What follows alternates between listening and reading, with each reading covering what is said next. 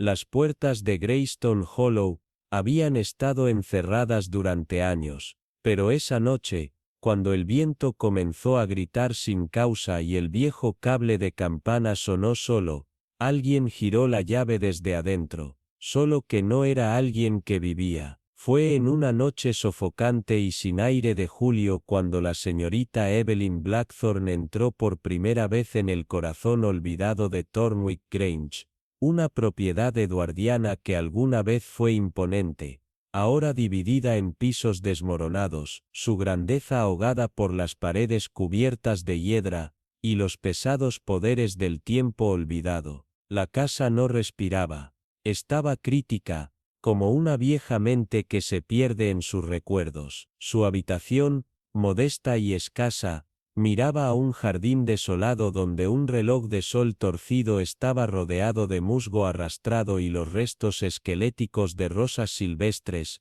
ahora ennegrecidas y muertas. Los inquilinos como sombras, se movían con una especie de desapego entumecido, cada uno fantasma de sus vidas anteriores. Pero fue Elira Moore, una mujer con piel translúcida, y la mirada embrujada de alguien atormentado por recuerdos tácitos, quien llamó la atención tranquila de Evelyn. Una noche, mientras se sentaban junto al hogar en descomposición, donde la humedad se acurrucaba por las paredes y el papel tapiz se pelaba como piel muerta, Elira se inclinó, la voz apenas por encima de un susurro, su taza temblando en sus manos. «Hay algo mal con esta casa», dijo, sus ojos parpadeando hacia la puerta como si esperara que se abriera por sí sola. Por la noche, a través de las paredes, una voz, «Sigue diciendo lo mismo, más y más, no era suicidio».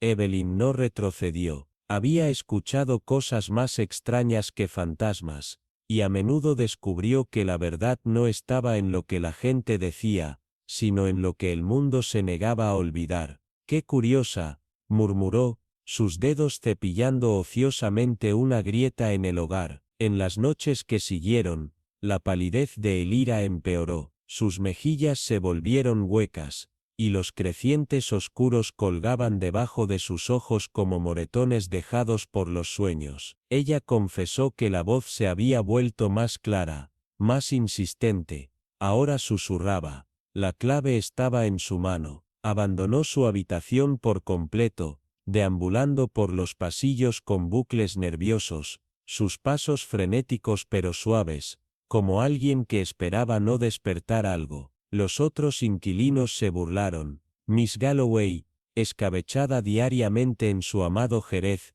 culpó a novelas e histeria góticas. El señor Beckett, rígido y mecánico, murmuró sobre la fontanería y se negó a entretener las tonterías. Pero Evelyn, observadora y siempre compuesta, comenzó a caminar por los pasillos justo después del anochecer, escuchando más que pasos, captando los silencios entre los sonidos, notando la forma en que ciertas esquinas parecían respirar cuando no había nadie allí. La casa no era simplemente vieja, estaba herida, sus paredes saturadas de ecos que aún no habían terminado de hablar. Y luego una noche, Elira detuvo a Evelyn en el pasillo, su voz temblando mientras decía lo que había escuchado más recientemente. No saltó, fue empujada. Evelyn dudó, solo un momento, luego agarró su bolsa de punto en su pecho y murmuró casi para sí misma: «Cuán terriblemente inconveniente debe ser, para los muertos hablar cuando los vivos han elegido tan completamente olvidar». En el salón, donde un retrato descolorido de una mujer de ojos afilados todavía vigilaba una chimenea descuidada, el nombre de Lady Celestine Harrow apenas se pronunciaba en voz alta, pero los huesos de la casa no la habían abandonado. A través de tranquilas conversaciones en el tiempo del té con la esposa del vicario, y preguntas persistentes formuladas en tonos de curiosidad inofensiva, Evelyn reconstruyó los hilos olvidados. Hace 5 años, Lady Harrow había sido descubierta muerta en el jardín, sus manos dobladas y un vial de vidrio agarrado en su palma. Suicidio, dijeron, pero los susurros hablaban de manera diferente. Algunos recordaron lo inusualmente tranquila que había estado ese día, otros mencionaron moretones escondidos bajo sus mangas, y un abrupto despido de su criada solo una semana antes, sin explicación. Evelyn sabía entonces que la casa no estaba perseguida por la ilusión, estaba pesada con la verdad no hablada. La voz no era una locura, era la memoria que rompía el yeso, una verdad desesperada arañando hacia arriba desde debajo del piso podrido. Thornwick Grange había enterrado más que solo su pasado, había sellado un crimen, y Evelyn, con su tranquila resolución y su corazón forrado de acero, se hizo una promesa: escucharía donde otros no lo harían, y cuando la casa finalmente gritara, estaría allí para asegurarse de que el mundo escuchara. La mañana apenas había desplegado su pálida luz a través de las ventanas de Whitball Manor, en Whit Valley, cuando la señorita Elowen Greaves, con su tranquila intuición y su calma inquebrantable, sintió que algo debajo de la superficie había cambiado. No un crujido de madera o un asentamiento de piedra antigua, sino una perturbación en el carácter mismo de la casa, como si la respiración se hubiese detenido demasiado tiempo. El silencio tenía textura gruesa e inquieta, como si el aire mismo estuviera escuchando. Incluso el reloj en el West Hall, conocido por su timbre confiable, se quedó quieto a las 3:17 viol, su péndulo congelado a mitad del swing. En el comedor, la tetera pulida reflejaba solo la ausencia, y la silla más cercana al hogar permanecía sin ser molestada, su cojín sin la impresión habitual de su ocupante. Era la señorita Lorna Hale, pálida, precisa y conocida por su desconcertante hábito de murmurar nombres mientras dormía, quien había desaparecido. Una mujer no dada a vuelos de fantasía, pero últimamente propensa a susurrar cosas extrañas a Elowen, cuando no había nadie más cerca, nombres que no pertenecían a nadie vivo, números que según ella nunca estaban destinados a ser contados, y símbolos que había dibujado temblorosamente en servilletas antes de quemarlos. Para el mediodía, su ausencia ya no era una curiosidad, se había convertido en una herida en el ritmo de la casa. Su habitación, ubicada al final del corredor más antiguo, permaneció demasiado perfecta, la cama sin hacer, las puertas del armario cerradas y su perfume persistente de manera no natural en el aire, como si alguien hubiese tratado de preservar la ilusión de su presencia. En su escritorio de escritura, junto a una vela a medias y un pétalo rosa seco, había una hoja desgarrada de papel, desigual y húmeda en las esquinas, como si se hubiera aferrado demasiado fuerte por dedos temblorosos. Su delicado garabato, presionado en tinta apresurada, decía: me dijo que me detuviera, me advirtió que no lo abriera nuevamente, pero no son solo sueños. Si desaparezco encuentre el archivo rojo, está enterrado debajo del piso de la capilla. No diga a nadie hasta que lo haga. El resto se había ido, violentamente arrancado, la porción faltante como una respiración interrumpida. Elowen leyó la nota 3 veces, su expresión ilegible, luego la dobló en silencio en las páginas de su diario, y la metió debajo de su abrigo. Ella no dijo nada a los demás, todavía no. Conocía estas paredes demasiado bien, favorecieron el silencio y la verdad, había aprendido viajaban mejor en susurros. En los próximos días, Whit Valley cambió, la mansión no lloró, retrocedió. Lady Belvedere ya no deambuló el jardín en su chal marfil, sino que tomó el té sola, sus ojos se movían nerviosamente hacia las sombras que no se habían movido. El señor Hawthorne, el abogado del patrimonio, visitó con demasiada frecuencia bajo la excusa de valoraciones inmobiliarias, pero pasó horas en el ático, donde no se mantenían registros. Los sirvientes, una vez habladores, ahora caminaban en parejas, dirigiéndose hacia abajo, como si tuvieran miedo de llamar la atención de algo invisible. Incluso los perros, una vez despreocupados, se negaron a ingresar al ala oriental. El Owen lo señaló todo, incluida la sutil forma en que el reverendo Molori evitó el viejo pozo, el mismo lugar que Lorna una vez afirmó que escuchó música, no perteneciente a ninguna canción terrenal. Luego vinieron las rarezas, la leña se apilaba de manera diferente cada mañana, un solo guante que salía afuera de su puerta sin pares a juego, y el espejo en el salón que había comenzado a empañarse desde adentro. El Owen esperó hasta el anochecer para regresar a la capilla, una ruina de piedra descuidada con paredes acarcajadas de hiedra, y un campanario agrietado que nadie había entrado desde la guerra. En el interior, las tablas del piso estaban deformadas, pero debajo del altar, sus botas encontraron un eco hueco. Abrió las tablas podridas con un póker de fuego oxidado, y descubrió un estrecho espacio de rastreo, lleno de moho y aire rancio, y en su centro, envuelto en petroleros y atado con cinta carmesí, estaba el archivo rojo. Cuando su linterna parpadeó contra la piedra manchada de la cripta, vio que estaba marcado con el mismo sigil que una vez adornó el anillo secreto de Lorna, un ouroboros tragando su propia cola rodeada por 5 lunas crecientes. Con las manos temblorosas, ella lo abrió. En el interior había cartas que databan de 1872%, que una firmada con la misma mano en bucle a pesar de abarcar casi un siglo, y fotografías de personas que no deberían haberse conocido, parados juntos en plazos imposibles. Y allí, en la página final, había una lista, 10 nombres, 8 fueron tachados, uno era Lorna Hale, el último, fue el Owen Greaves. Una frialdad se levantó del piso, acurrucando su columna vertebral como un aliento en la nuca de su cuello. Se dio cuenta de que este no era un misterio que comenzó con la desaparición de Lorna, era un ritual repetido en cada generación, enterrado y vuelto con cuidadosa precisión. Y ahora, el Owen se había convertido en parte de él. Cuando la puerta de la capilla crujió lentamente detrás de ella, a pesar de la quietud del viento, finalmente entendió, Lorna no había desaparecido, ella había sido tomada,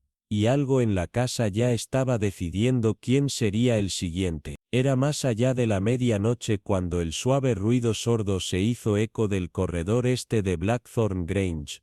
Un sonido tan sutil que podría haber sido descartado por cualquier oído ordinario como el gemido de la madera en una antigua casa, pero Elsbeth Dorrell, despierta, viuda y largamente creyendo en coincidencias, a mitad de sorbo de su taza de té, lo escuchó. La habitación a su alrededor parecía inhalar, las cortinas de terciopelo ondulaban aunque no había ventanas abiertas, y las llamas en el hogar parpadeaban de lado como si algo invisible hubiera pasado. Sus ojos, afilados como siempre, a pesar de su edad, se levantaron para encontrarse con el retrato sobre el manto, Lady Talia Blackthorn, cuya expresión siempre había inquietado a los invitados, sus ojos pintados también sabiendo demasiado presentes. Esta noche, bajo la baja luz dorada del fuego moribundo, parecía que la boca de Lady Talia tenía curva,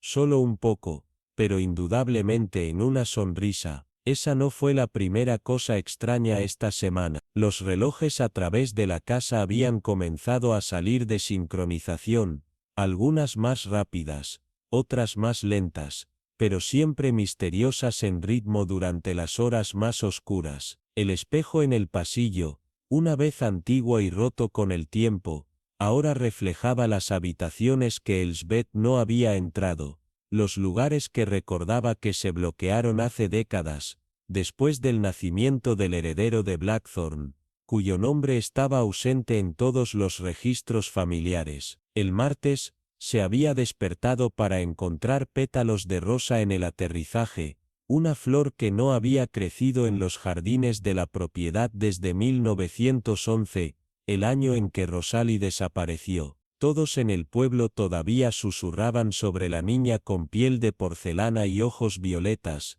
cómo había entrado en su fiesta de cumpleaños y desapareció antes de que se cortara el pastel, dejando nada más que una suave canción de cuna que hacía eco en los pasillos. Elsbeth había pensado que era una tontería, la superstición de la aldea, pero entonces llegó la nota. Un trozo de pergamino quebradizo se deslizó debajo de su puerta temprano en la mañana, en blanco a un lado, pero cuando se mantuvo cerca de la luz del fuego, reveló un mensaje quemado en el papel mismo: ella está despertando, debajo de la guardería, debajo del aliento de las rosas. Esa frase se apoderó de su corazón en un puño frío. Nadie vivo sabía lo que había sido enterrado debajo de la guardería, ni siquiera los terrenos que se negaron a ingresar a esa parte de la casa después del anochecer. Pero Elsbeth, impulsada por una mezcla de miedo y obligación,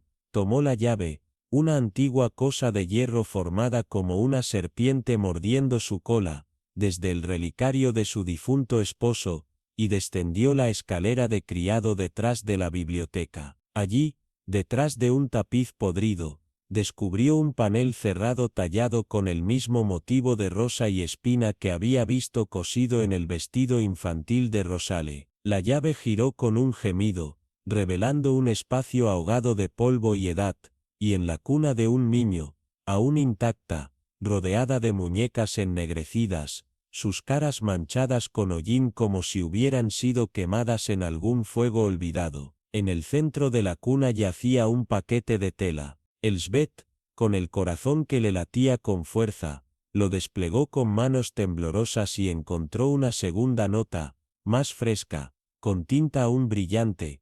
Ella te recuerda, la casa también lo hace. Mientras miraba hacia arriba, la llama de la vela se dobló bruscamente, como si retrocediera de algo detrás de ella, y atrapó, en el espejo clavado en la pared sobre la cuna, una figura parada justo detrás de ella, pequeña, descalza, con ojos violetas y una boca que no sonrió, solo miraba. Se volvió rápidamente, pero no había nada allí, o más bien, no había nada visible, pero el aire ahora olía débilmente a lavanda y azúcar quemada. Esa noche, los vientos afuera aullaban sin descanso, y todas las puertas de la casa se abrieron y cerraron al unísono, exactamente a las 2:13 a.m. como si se convirtieran. Elsbeth entendió entonces: Rosalie nunca se había ido realmente, no en cuerpo, y ciertamente no en espíritu. Algo la había anclado aquí, un dolor tan viejo y retorcido que se había fusionado con los huesos de la casa. Blackthorn Grange no estaba perseguido, estaba habitado, poseído por la memoria y el duelo, sus paredes pulsando como venas con secretos suprimidos durante mucho tiempo. Y ahora, después de décadas de silencio y encubrimiento, de puertas bloqueadas y renovaciones falsas, el pasado se deshizo, goteando a través del yeso y la pintura, y Elsbeth temía que lo que se había ocultado debajo de la guardería no era solo el fantasma de un niño, sino algo más oscuro, algo antiguo, algo que recordaba haber sido olvidado. Y esta noche, cuando las tablas del piso gimieron bajo peso fantasma y la puerta de la guardería se abrió lentamente sin mano para empujarlo, se dio cuenta de que ya no estaba investigando un misterio, había entrado en él. Algo en Colmer Hall se negó a permanecer enterrado, no la hiedra que recaudó su exterior desmoronado, ni los secretos metidos en la médula de sus paredes, que susurró cuando nadie estaba escuchando. Los aldeanos lo llamaron un lugar dejado por tiempo, pero el tiempo no se había ido, se había quedado acurrucado como niebla en los pasillos observando. La señorita Halwyn, con sus guantes grises y sus ojos ilegibles, había regresado a Colmer, no por el libro mayor que ella reclamó, sino por la pregunta que había gestado en su memoria durante más de 20 años. ¿Qué realmente le pasó a Corinne Allerton? Su visita al doctor Thorne estaba envuelta en cortesía y charlas en el jardín. Sin embargo, cada palabra que pronunció tenía la precisión de un bisturí. El médico, con sus sonrisas practicadas y sus manos inquietas, habló del estado frágil de Corinne, una tendencia hacia la melancolía, frases tan sin vida que podrían haberse sacado de un viejo obituario. Pero cuando la señorita Halwyn mencionó la palabra investigación, una pequeña contracción involuntaria pasó por su mejilla. Fue gobernado suicidio, dijo, los dedos tamborileando la mesa como si la esperanza fuera que el ritmo pudiera distraer de la verdad, aunque los moretones, esos fueron desafortunados. Luego agregó casi ausente, su tío quería el asunto manejado en silencio. La palabra colgaba allí, gruesa y picante, extrañamente como el polvo sofocando un grito. Esa noche, la señorita Halwyn encendió una vela en su habitación, la lámpara de gas se había apagado 2 veces, y examinó la fotografía de Corinne nuevamente. La cara de Corinne, medio conservada por el fuego, no parecía embrujada sino alerta, como si supiera algo. Detrás de ella, un espejo reflejaba a un hombre en la sombra. No llevaba expresión, solo presencia. Esa misma noche, Evelyn Maddox, afligida, audaz y orgullosamente escéptica, tocó el corredor, el color drenado de sus mejillas. Su bravuconería habitual se había ido. Ella agarró el riel de la escalera con dedos temblorosos y siseó. Dijo mi nombre. De las paredes, decía diles lo que viste. Su voz estaba agrietada como si algo hubiera gritado a través de ella. La señorita Halwyn, convocada por el ruido, llegó para encontrar a Evelyn colapsada por el zócalo, con los ojos muy abiertos, murmurando, estaba más claro esta vez, más cerca. La palabra se extendió por el amanecer. Los aldeanos susurraron sobre el episodio de Evelyn, e incluso aquellos que se burlaron de los espíritus, se detuvieron antes de caminar solos en la oscuridad. En la mente de la señorita Halwyn, el miedo a los fantasmas rara vez era preciso borrado hinchado aferrado, pero este miedo era agudo, puntiagudo como un recuerdo de memoria con dientes. A la tarde siguiente, el reverendo Price, una vez lúcido, ahora deshilachado, se convirtió en la sacristía donde la señorita Halwyn esperó, fingiendo examinar un himnario. Sus dedos siguieron las espinas de los libros de oración mientras murmuraba. Era esa primavera. Ella vino a mí, Corinne, pálida, pero desafiante. Dijo que vio a alguien parado en la ventana del ala oeste, un hombre que no tenía reflejo, que la miraba mientras la casa dormía. Dijo que estoy enojada, dijo, pero sé lo que vi. Ella lloró, luego se fue. La semana siguiente se fue. Su voz se rompió en la última palabra como una división de huesos. La señorita Halwyn no habló. En cambio, tocó la llave de latón escondida en el bolsillo de su abrigo, adornada, antigua, marcada con la cresta de Allerton, y recordó dónde la había encontrado encajada en un hueco detrás de la chimenea, envuelta en tela que olía a laudano y moho. Esa noche, se arrastró sola al ala oeste, la que se selló desde la muerte de Corinne. La cerradura se rindió con un gemido reacio. Dentro había polvo, sí, pero más. Una casa de muñecas en el alféizar de la ventana, idéntica al salón en sí, contenía muebles en miniatura, pequeña cristalería, y en el dormitorio superior, una muñeca, cabeza girada hacia la ventana, un alfiler alojado por su pecho. La verdadera ventana sacudió aunque no había viento. Una respiración baja y antinatural barrió la cámara. La señorita Halwyn se volvió lentamente. En la pared detrás de ella, habían aparecido palabras pisoteadas en hollín, ceniza o algo más viejo. Yo también lo vi, y en ese momento, se dio cuenta de que la casa no estaba simplemente perseguida por la muerte, estaba habitada por una mentira tan profunda, que había arraigado en las tablas del piso, las tuberías, las piedras. Corinne no se había vuelto loca, había visto algo que nunca debía ver, y ahora lo que sea que haya presenciado, lo que la había seguido a esa habitación final y tranquila, había comenzado a despertar nuevamente, no como un fantasma, sino como una venganza agudizada por el silencio, lista para hablar a través de cualquiera que una vez se haya rechazado. Siempre había habido algo inacabado sobre el ala este de Winmer House, no arruinada, ni siquiera descuidada, pero se fue en un estado de pausa extraña, como si el tiempo se hubiera quedado quieto allí y nadie se atreviera a preguntar por qué. El fondo de pantalla se pelaba como viejos secretos,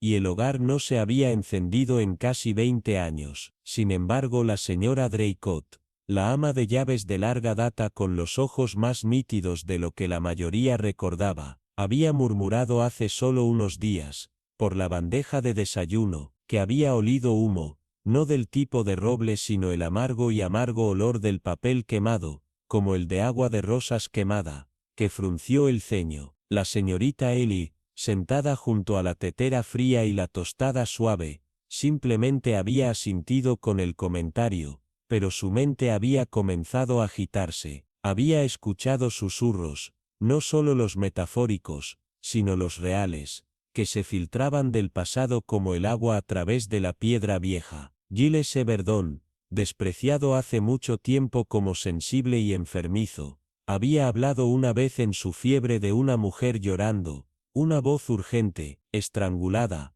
rogando no ser silenciada, seguida de la respuesta de un hombre, cursada y controlada, pero Giles nunca pudo recordar de quién era la voz. Solo la desesperación se había quedado con él, como si la mujer hubiera gritado directamente en sus huesos, y así, la señorita Ellie esperó hasta que la casa había exhalado su silencio nocturno, el personal se retiró, las habitaciones se establecieron y la noche reanudó su ritmo lento y medido. Se arrastró hacia el corredor lejano donde el aire colgaba más pesado, entró en el ala de los sirvientes donde incluso el polvo se movió con cautela, y se acercó al hogar en desuso. El aroma todavía estaba allí, débil pero agudo, como si lo que se hubiera ocultado fuera reacio a desaparecer por completo. Se agachó junto a la rejilla de hierro frío, con cuidado de no molestar más de lo necesario, y encontró que las cenizas aún se calentaban debajo de la capa superior. Entre los desechos quemados había triturados de pergamino grueso,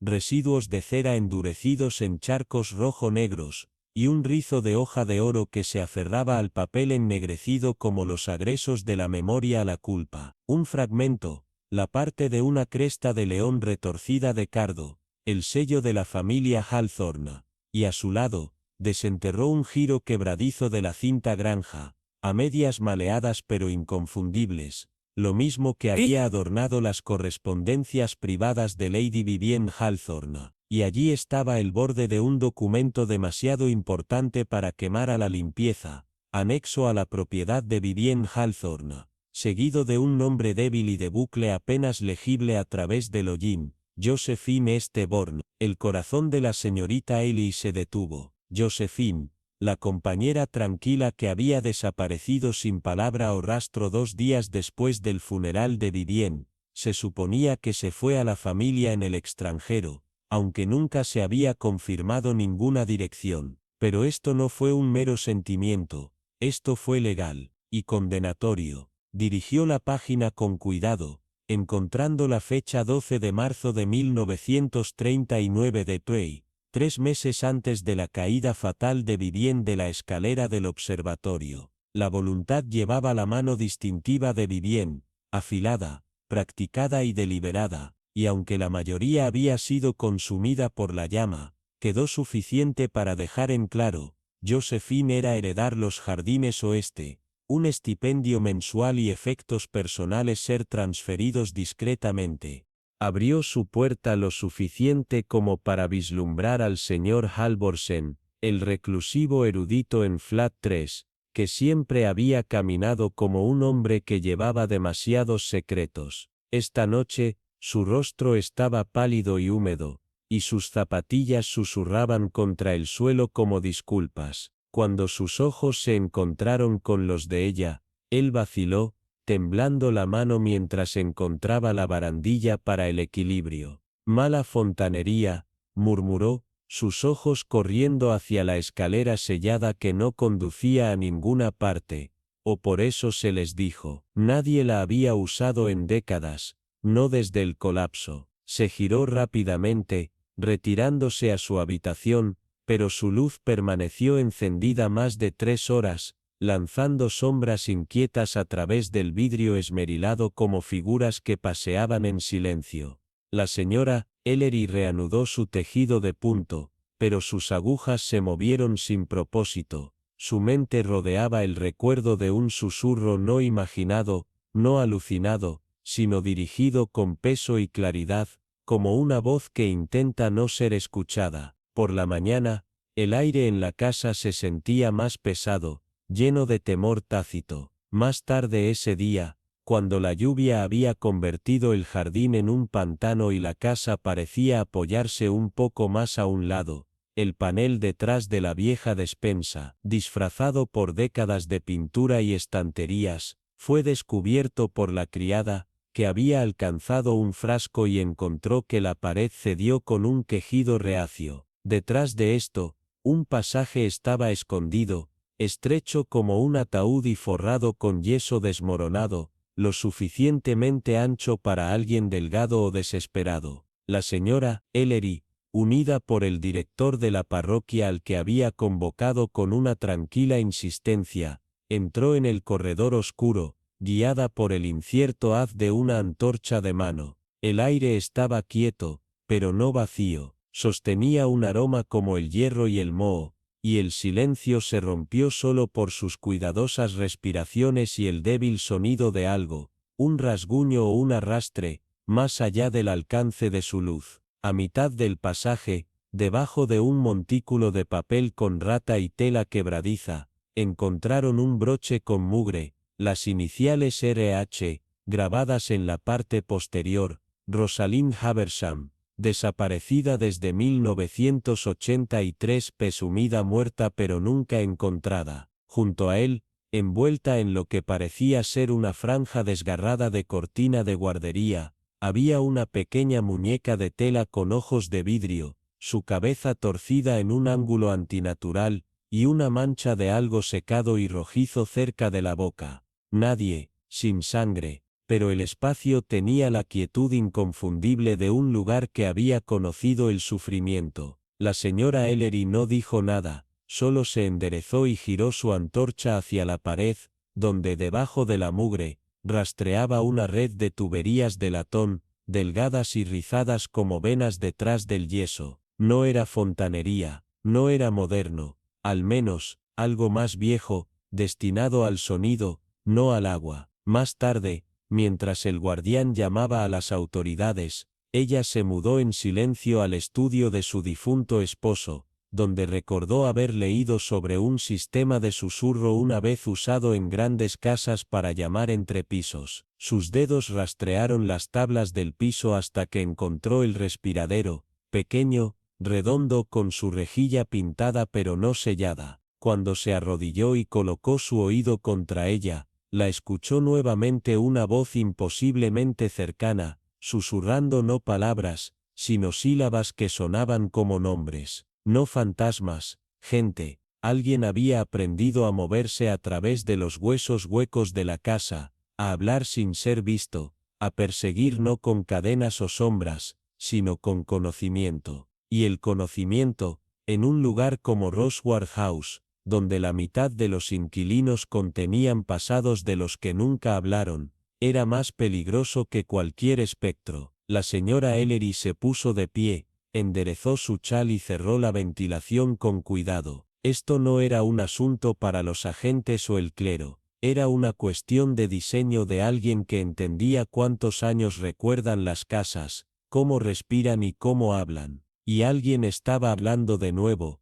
no para asustar, sino para amenazar. La casa no había olvidado a la niña desaparecida, las habitaciones cerradas o los árboles familiares torcidos que se extendían en silencio, y ahora, ella tampoco lo haría. El silencio de Brierston House estaba grueso con una especie de anticipación sin aliento, como si las viejas paredes sostuvieran secretos en sus pulmones, esperando que la oreja correcta se incline. La lluvia maltrataba las ventanas de vidrieras en ritmos erráticos, fundiendo tonos fracturados a través de la alfombra del rubor y los accesorios de latón empañados del salón. La señorita Lydia Brent se mantenía en movimiento en la chimenea, un rollo de papel delgado apretado en su mano enguantada, un esquema de mantenimiento de 1892, sacado de ningún archivo, sino de la espalda hueca de un gabinete bloqueado en la biblioteca este,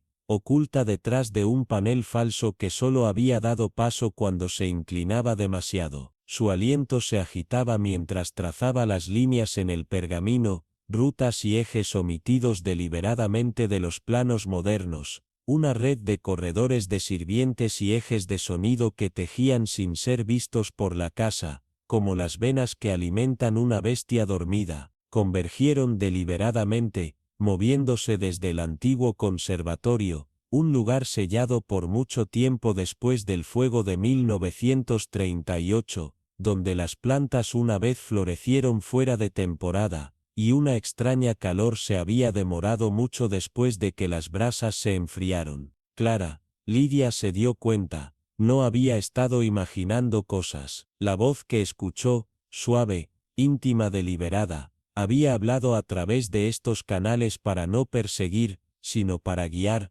para despertar algo enterrado bajo décadas de historia ensayada. Clara no había perdido la cabeza, simplemente se había sintonizado en una frecuencia significativa solo para ella. Y ahora, mientras Lydia estaba parada en la cámara destripada debajo de la casa, la linterna parpadeaba contra las paredes rayadas con hollín y tiempo, podía sentir la misma atracción, una presencia no espectral, sino estratégica. La habitación no estaba vacía, un viejo fonógrafo, su aguja rota, pero la pila de vinilos a su lado, se sentaba debajo de una cortina de terciopelo. Detrás de esto, las filas de tuberías oxidadas surgieron de la pared, túneles superpuestos, inteligentemente disfrazadas, y en el centro, en un pedestal de mármol, descansó un diario, abierto en una página final escrita con mano irregular: me hicieron olvidar, pero la casa recuerda, escucha. Además de él, se encontraba el relicario de un niño, intacto por el polvo, que contenía dos fotografías, una de Lady Eleanor Harwell, y otra de una niña con los ojos de Lydia, pero más joven, vestida con un abrigo rojo que Lydia nunca había tenido. El agente a su lado no dijo nada, pero su rostro palideció, su aliento se volvió poco profundo. Arriba, la mansión gimió suavemente, como si cambiara debajo del peso de las verdades de resurgimiento, confrontando a Halcroft, el historiador y ejecutor designado de la finca. Lydia vio la máscara finalmente deslizarse cuando repitió una línea que Clara había garabateado en la parte posterior de una rima infantil: juega su parte, o ser reemplazada. La confesión de Halcroft no fue en palabras tanto como en el temblor de su vaso, la grieta en su voz cuando murmuró: nunca se suponía que debías encontrar esa habitación. Su cuento se derramó como aceite oscuro, resbaladizo y difícil de comprender. Clara había descubierto discrepancias en la línea familiar, fotografías que no coincidían con los registros, una niña que apareció en cada cuadro excepto en ninguna de las cuentas escritas. Esa chica, admitió Halcroft, no era la obsesión de Clara, ella misma era Lydia. Clara había reconstruido lo que nadie más se atrevió a cuestionar, que el legado de Hartwell había sido reescrito, el verdadero heredero escondido a la vista, criado entre el personal, sus recuerdos curados por los encargados de mantenerla ignorante. El susurro a través de las paredes no había sido un tormento fantasmal, había sido una sinfonía de recuperación cuidadosamente compuesta, diseñada para desencadenar el reconocimiento, para devolver lo que había sido robado sin alertar a quienes se beneficiaron del robo. Clara se había acercado demasiado, y cuando Lydia presionó más, Halcroft dijo algo que la perseguía más de lo que cualquier espectro podría: Briarston no persigue a los vivos, recuerda la verdad, y susurra a los listos para escucharlo. Cuando el amanecer se rompió sobre los moros empapados de lluvia, Lydia estaba sola en las ruinas del conservatorio, el relicario en la mano, la verdad ahora más fuerte que el silencio. Ella ya no era solo una invitada en esta casa, era su hija, su memoria renació, y su cálculo acababa de comenzar. La tormenta había pasado, pero Blackthorn Grange permaneció envuelto en un silencio demasiado deliberado para llamarse paz, el tipo de silencio que se asienta solo cuando los secretos han comenzado a revolverse debajo de viejas tablas y paredes olvidadas. El inspector Elara Shaw se paró en el salón de dibujo sombrío, sus cortinas de terciopelo dibujadas lo suficiente como para dejar entrar la luz gris del amanecer, sus manos enguantadas acunando una fotografía que había recuperado de un panel oculto detrás del recuerdo de Lady Ravencourt, una imagen que a pesar del tiempo, resultaba escalofriante en sus implicaciones. En ella, una mujer se reclinaba en una pradera cubierta de milendrones y ortigas, su cuerpo se curvaba protectivamente alrededor de la plenitud del embarazo. Su expresión una mezcla de serenidad y tristeza. Se puso rígida, una mano detrás de su espalda, pero sus ojos no estaban para la cámara. Estaban encerrados con una intimidad feroz en la mujer a su lado más joven sin frases, pero inconfundible. Era Callum Finch, el administrador actual de Blackthorn Grange, el mismo hombre que había insistido una y otra vez en que había servido a la familia Ravencourt, con nada más que distancia y propiedad. La mentira se desmoronó en la mente de Elara como encaje comido por la polilla. Ahora, los fragmentos de este caso, una vez desarticulado y críptico, se convertían en una siniestra alineación el ala oeste sellada durante 2 décadas bajo el pretexto de la enfermedad, la abrupta y desaparición inexplicada de Lady Ravencourt de la vida pública, las alteraciones erráticas con el fideicomiso de la herencia, el misterio misterioso firmado solo con una sola R, y el crujir de una vez de una joven que fue despedida como infundado. La fotografía, esta sola reliquia frágil, arrojó vida al pasado, y reveló una historia mucho más oscura que cualquier cuento fantasma susurrado. Elara se volvió lentamente frente a los habitantes de la sala, sus ojos evitando los suyos como niños culpables. Callum estaba parado junto al hogar, postura congelada, las llamas arrojando sombras grotescas sobre su cara cuidadosamente neutral.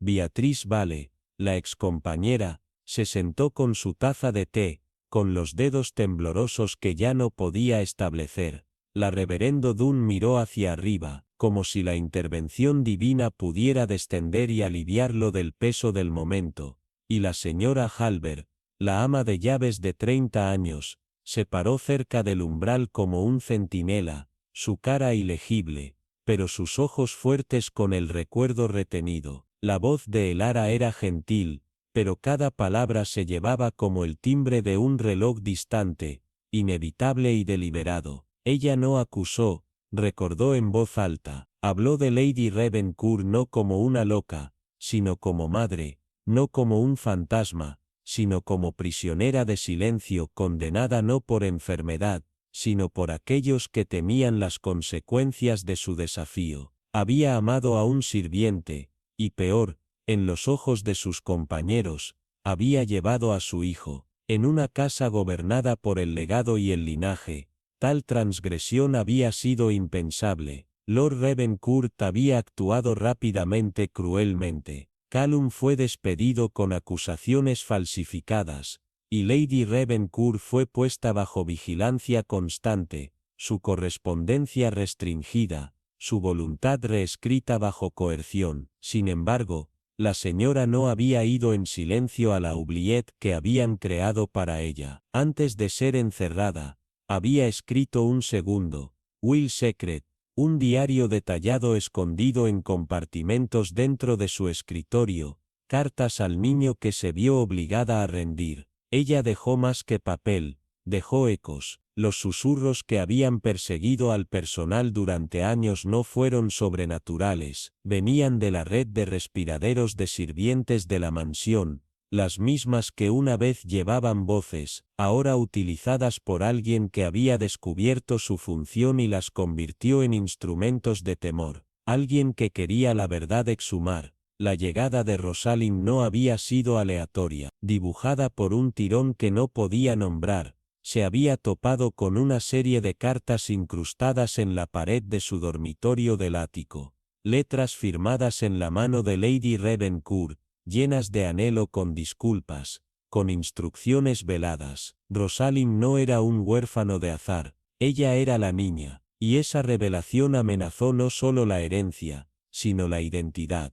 Callum, ahora un hombre respetado en la aldea, había construido una nueva vida en una tumba de silencio, y la resurrección de la verdad amenazó con reducirlo todo a cenizas. Cuando Elara colocó la fotografía sobre la mesa delante de ellos, la habitación parecía retroceder. La señora Halbert dejó escapar un sonido pequeño, casi inaudible, algo entre un suspiro y un sollozo, e incluso el fuego parecía parpadear. ¿Pensaste que el pasado no encontraría su camino de regreso?, preguntó Elara, su voz una espada suave. Callum no respondió, no necesitaba hacerlo. Su silencio fue la confesión final. En Blackthorn Grange, no fueron los muertos quienes perseguían, era la verdad, morir de hambre durante demasiado tiempo, que ahora no volvió por venganza sino por reconocimiento. Y cuando las nubes de tormenta se despejaron más allá de las ventanas heladas,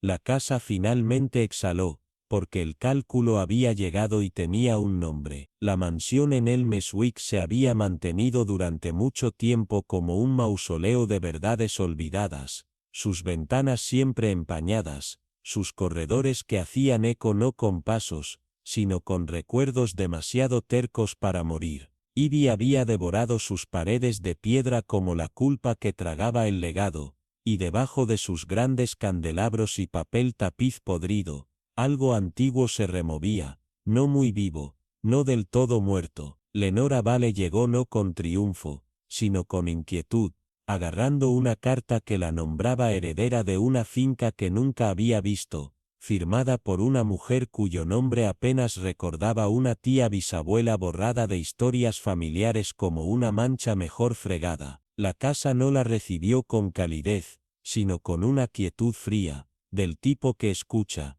del tipo que juzga. Las cosas extrañas comenzaron casi de inmediato, los relojes en cada habitación salieron de sincronización, las puertas cerradas se abrieron, y por la noche podía escuchar pasos en el techo, aunque no había habitaciones por encima de ella. Sus sueños se inquietaron, imágenes de una chica llorando atrapada detrás de la chimenea, voces silbando desde debajo del piso, manos, no sus propias llaves, que no recordaba haber encontrado. Nadie en el pueblo realmente hablaba de Elmeswick, solo a su alrededor, como si invocar su nombre directamente pudiera despertar algo mejor enterrado.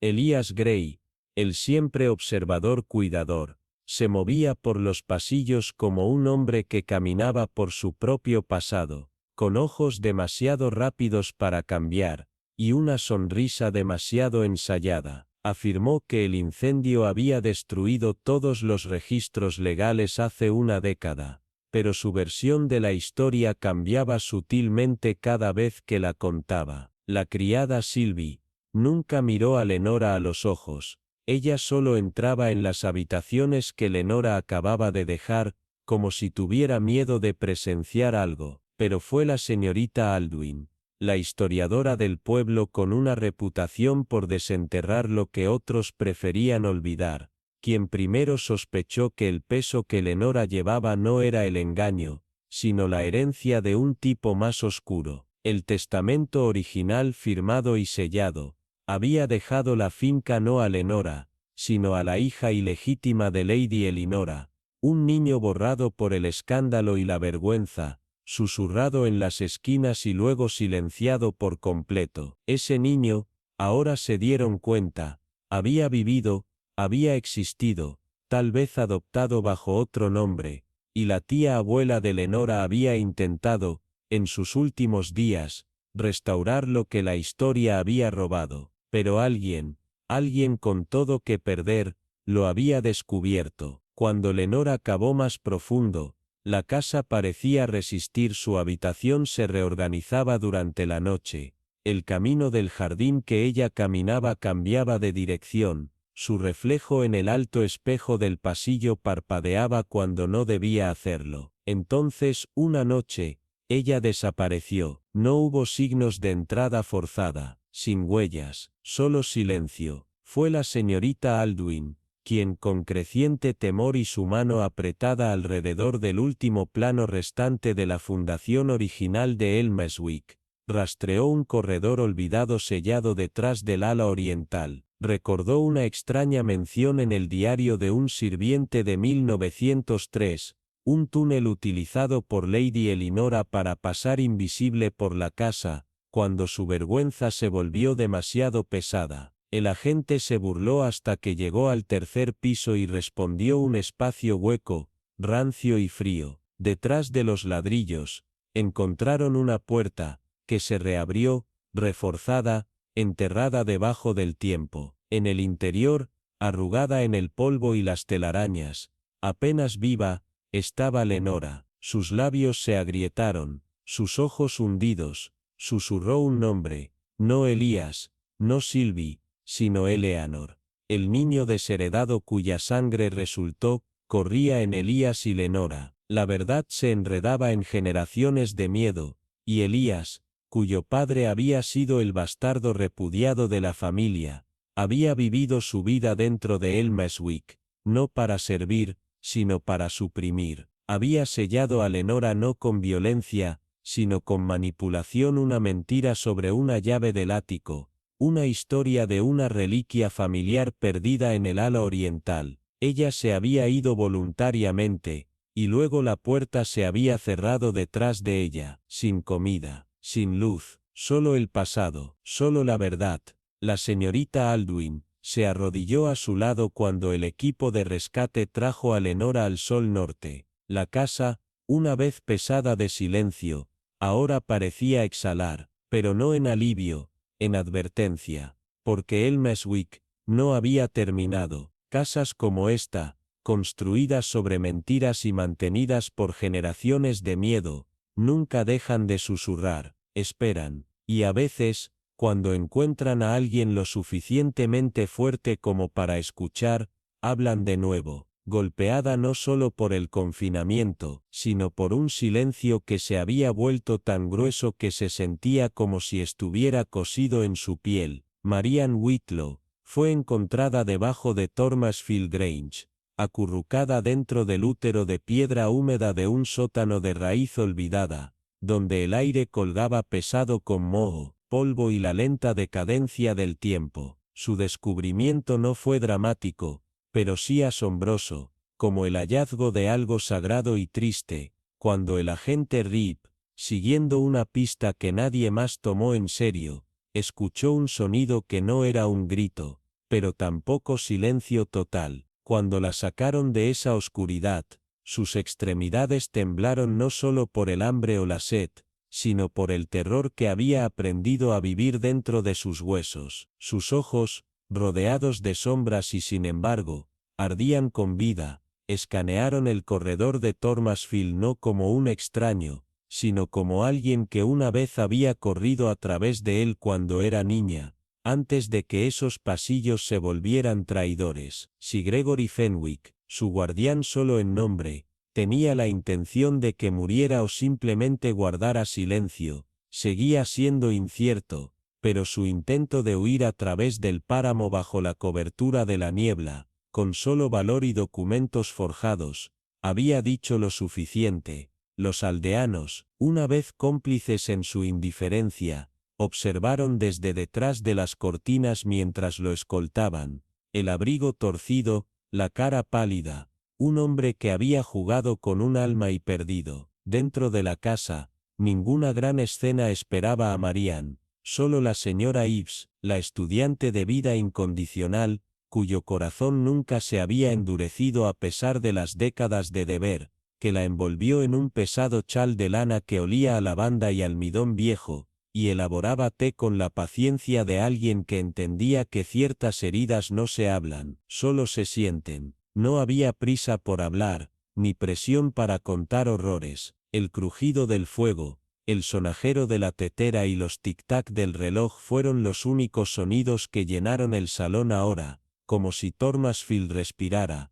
avergonzado de lo que había sucedido dentro de sus paredes. Marian bebió lentamente, sus manos temblando ligeramente, como si no hubieran recordado cómo se sentía el calor. Su mirada se mudaba a menudo a las esquinas de la habitación, donde las sombras aún se demoraban como recuerdos que no estaban dispuestos a irse. Sin embargo, no lloró ni una vez, no cuando los agentes se fueron, no cuando se confirmó su herencia, ni siquiera cuando el reverendo ofreció una disculpa de voz suave por haber creído las convenientes historias de Gregory de su inestabilidad mental. La señora Ives se quedó cerca, nunca se cernía, pero nunca lejos, colocando rodajas de limón en su taza y ajustando el chal cuando se resbaló. Más tarde, Marian se paró en el umbral del estudio, mirando el escritorio donde Gregory había firmado hechos falsos y codicilos ocultos,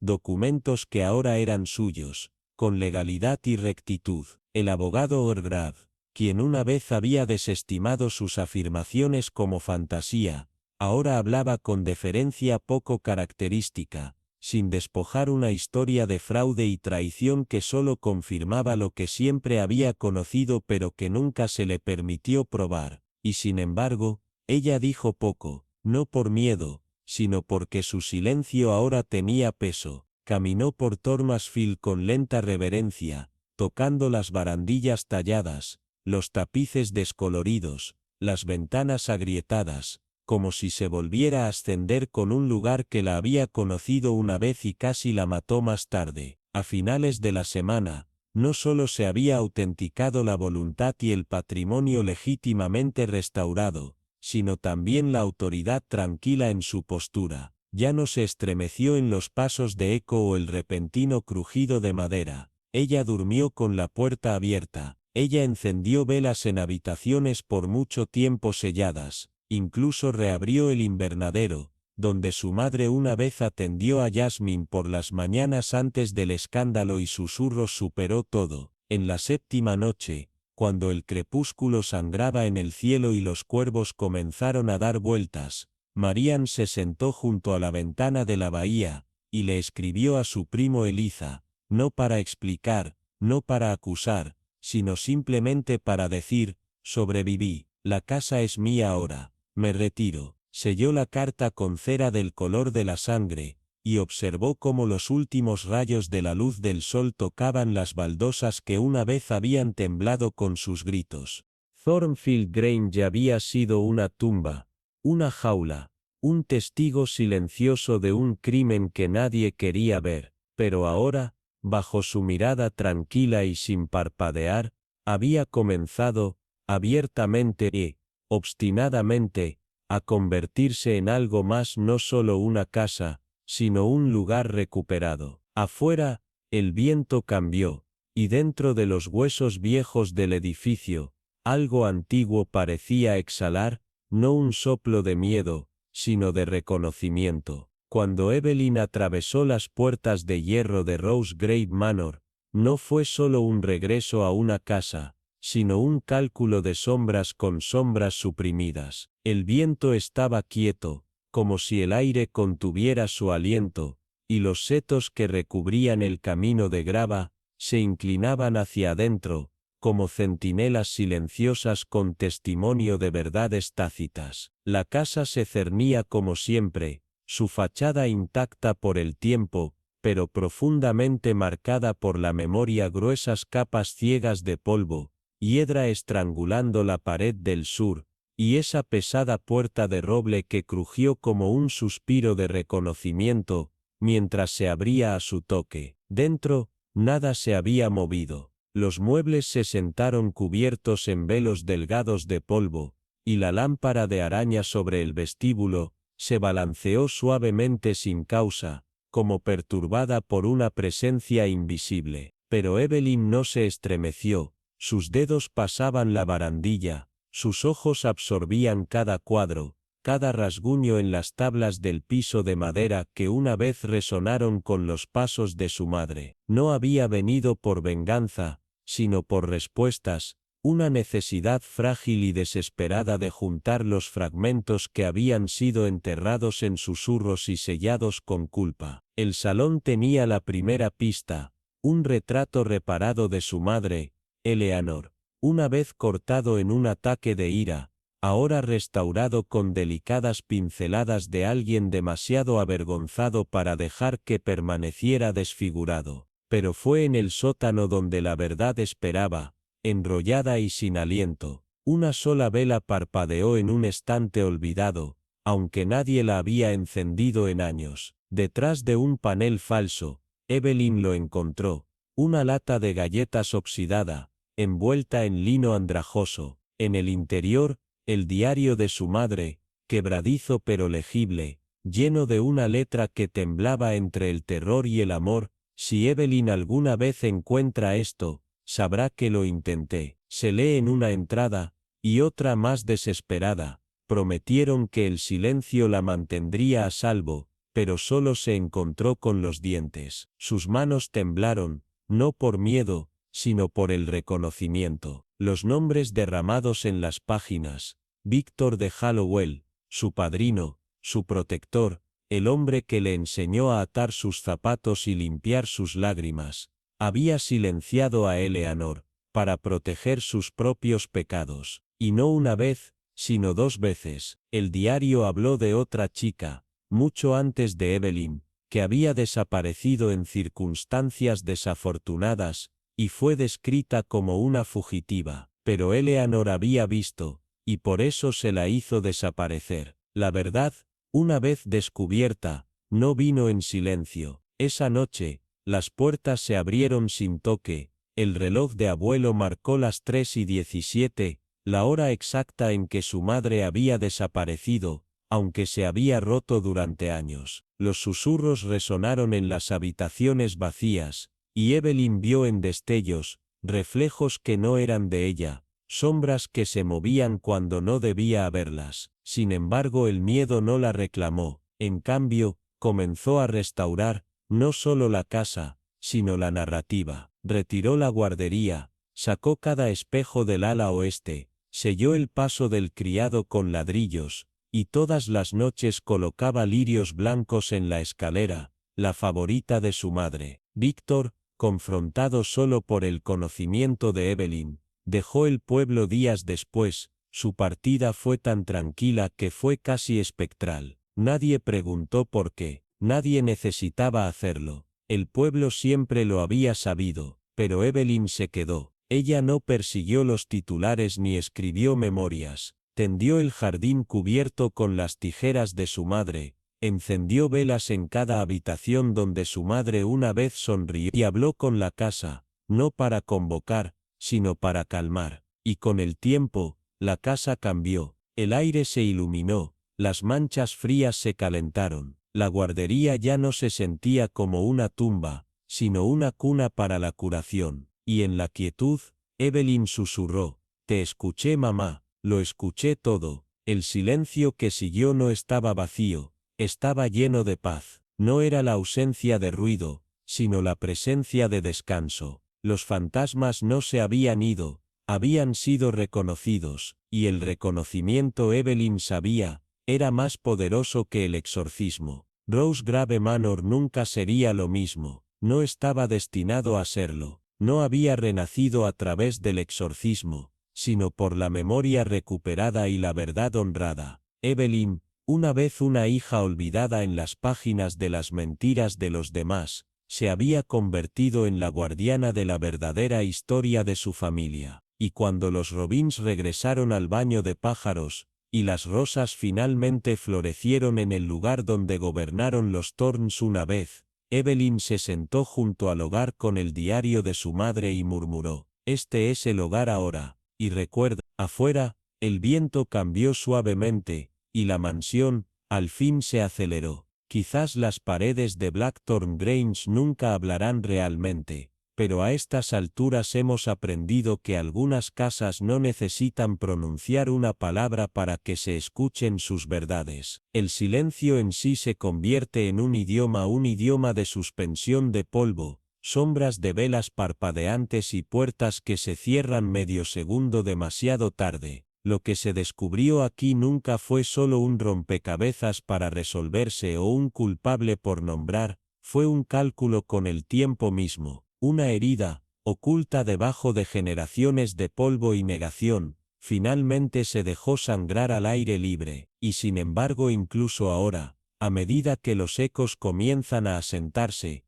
preguntamos, ¿qué queda? ¿Qué recuerdos todavía se ciernen en el silencio hueco de ese largo pasillo donde el reloj de abuelo marca 2 minutos demasiado lento? ¿Qué nombres permanecen tácitos en las cartas nunca publicadas, escondidas detrás de ladrillos sueltos en la chimenea, o debajo de las tablas de piso desgarradas bajo las escaleras del ático? Te preguntamos ahora, compañero oyente, observador de lo invisible, ¿qué verdades crees que quedaron atrás? ¿Qué hilo, si se tira, podría desentrañar la historia aún más? Agradecemos tus pensamientos, tus preguntas y tus tranquilas sospechas en los comentarios, porque a veces la mayor visión no proviene del detective, sino de los ojos que miran en silencio. Si este viaje a través de fondos de pantalla y revelaciones a la luz de las velas agitó algo dentro de ti, un escalofrío, una pregunta o la leve emoción de reconocimiento, acompáñanos. Suscríbete para continuar caminando estos estrechos corredores de la naturaleza humana, donde la culpa usa perlas, y los secretos se esconden en los espejos cubiertos de encaje. Comparte esta historia con alguien que todavía cree que la justicia puede llegar en silencio, como el giro de una página o la colocación de una taza de té en un platillo. Alguien que entiende que el pasado nunca muere realmente, espera, paciente y sin aliento por el momento en que alguien se atreva a escuchar, y hasta que nos volvamos a encontrar en otra historia, otra mansión, otro susurro olvidado hace mucho tiempo que atraviesa habitaciones cerradas y humo de velas, mantén tus ojos afilados, tus preguntas más profundas y sobre todo, mantén tu corazón abierto, porque al final, no siempre son los fantasmas los que nos persiguen, sino las verdades que enterramos demasiado profundas y los ecos que nos negamos a responder.